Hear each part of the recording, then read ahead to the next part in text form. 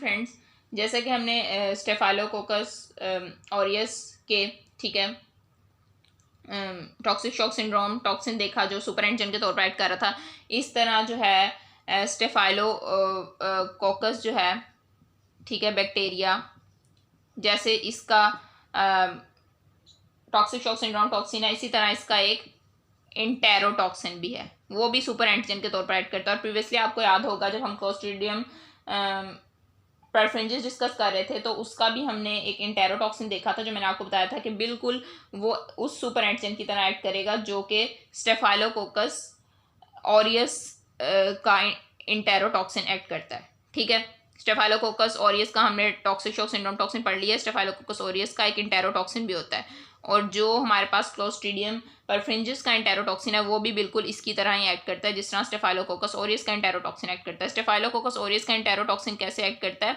ये एक्ट करता है एज ए सुपर एंटीजन, जैसे इसका toxic shock syndrome toxin act कर रहा था।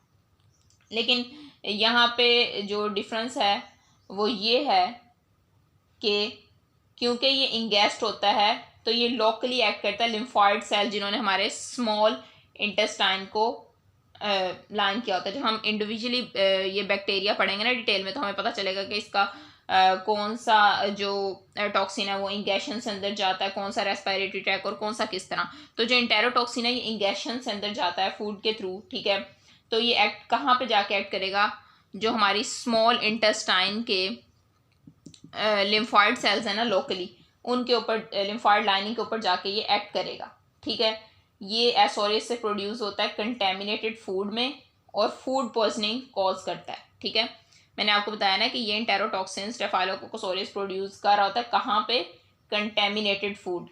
ठीक है, और फिर क्या होगा? जाहिर सी बात है इस लाइनिंग को जाके एक्ट करेगा और क्या कॉज करेगा? Food poisoning. ठीक है, तो डिजीज़ को जो हम नाम देंगे ना स्टेफाइलोकोकस ऑरियस के इंटेरोटॉक्सिन ने जो डिजीज कॉज की उसको हम फूड पॉइजनिंग का नाम देंगे, क्योंकि इंगेशन से हमारे अंदर गया कंटेमिनेटेड फूड के थ्रू और ये फूड पॉइजनिंग कॉज करता है यूजली इंगेशन के कितने घंटे बाद? 1 to 6 आवर्स। ठीक है, ये आपने एमसीक्यू याद रखना है, usually with in 1 to 6 hours after ingestion ये फूड पॉइजनिंग कॉज करता है।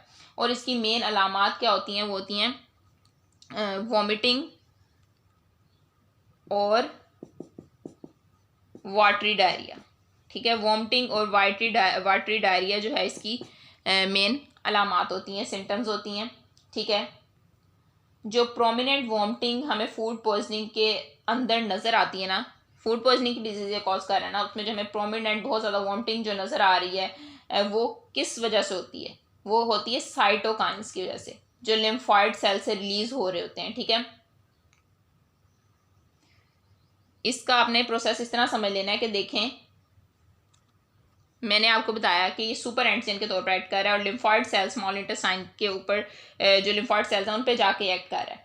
ठीक है, तो क्या करेगा? वहाँ से ये साइटोकाइन्स को रिलीज कराएगा बहुत ज़्यादा अमाउंट में, क्योंकि ये एक्ट कर रहा है एज ए सुपर एंटीजन। अब जब साइटोकाइन रिलीज होंगे लिम्फॉइड सेल से, वो हमारे इंटेरिक नर्वस सिस्टम को, जो JIT से एसोसिएटेड हमारा नर्वस सिस्टम होता है उसको हम इंटेरिक नर्वस सिस्टम कहते हैं,